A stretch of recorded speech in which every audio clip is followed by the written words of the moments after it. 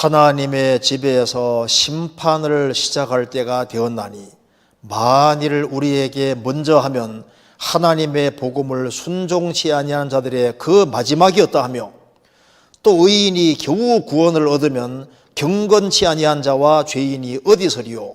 그러므로 하나님의 뜻대로 고난을 받는 자들은 또한 선을 행하는 가운데 그 영혼을 미쁘신 조물주께 부탁할지어다. 이 베드로 사도가 네로 황제의 심판을 앞두고 지금 하는 얘기입니다.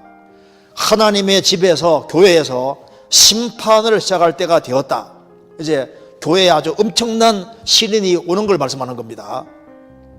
만일 우리에게 먼저 하면은 구원받은 교회에 먼저 이런 엄청난 시련이 닥치면은 하나님의 복음을 순종치 아니한 자들의 그 마지막이 어떠 하겠느냐.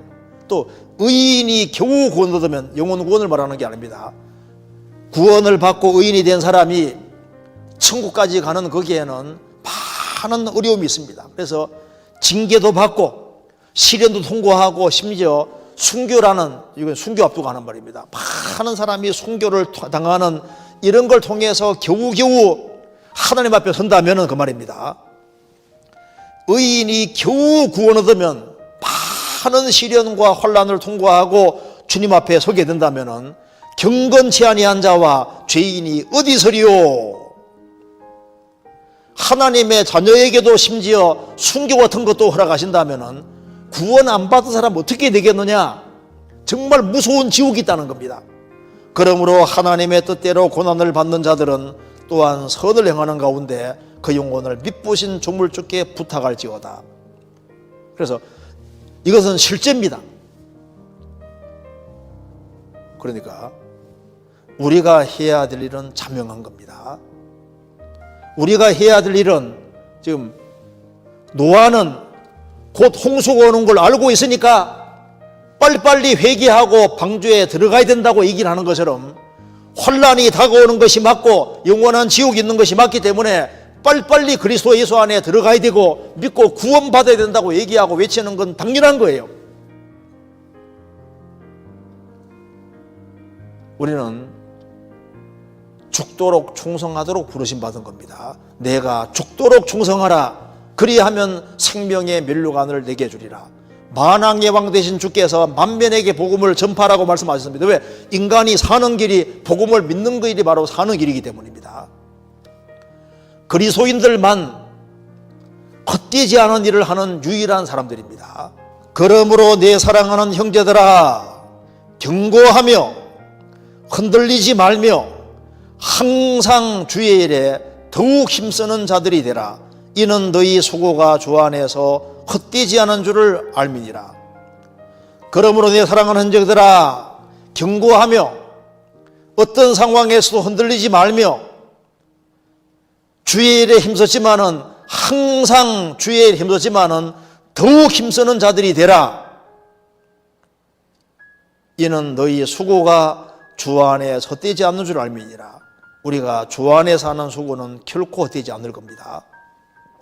우리가 고난을 기꺼이 받을 때 더 많은 사람들이 구원을 받습니다. 고난에 풀무가 있고 뒤에 햇불이 따라오는 것처럼 우리가 기꺼이 고난을 받을 때, 희생과 수고를 할 때 구원의 뿔이 크게 나타나게 되는 겁니다. 예루살렘이여, 내가 너의 성벽 위에 파수꾼을 세우고 그들로 종리를 종자에 잠잠치 않게 하였느니라. 너희 여호와로 기억하게 하시는 자들아, 너희는 쉬지 말며 여호와로 쉬지 못하시게 하라. 그리스도인들이 땅에서 매이면은 하늘에서 매입니다. 땅에서 쉬지 않고 하면은 하나님도 같이 일해 주시는 거예요. 어떻게 하면 역사가 나타나냐 하면은 풀무불을 통과하듯이 시련 받기를 각오하는 사람, 고난 받기를 각오하는 사람, 그런 사람 통해서 구원의 뿔이 나타나는 것처럼 땅에서 쉬지 않는다는 게 무슨 말입니까?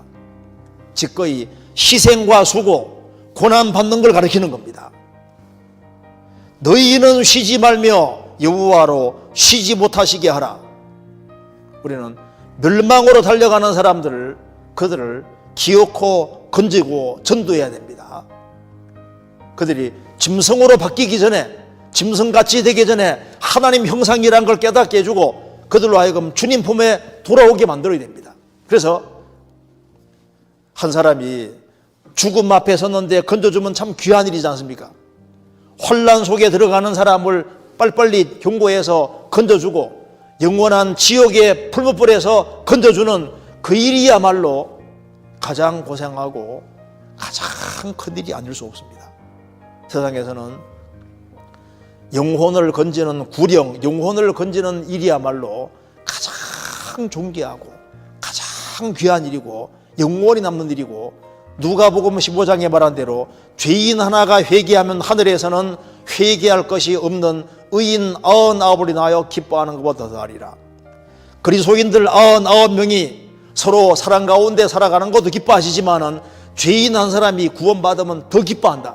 주님께 최고의 기쁨 드리는 것은 전도해서 그들을, 멸망에 달려가는 사람을 건져주는 것이야말로 가장 고상한 일이고 가장 귀한 일이고 주님을 가장 기쁘게 하는 일입니다.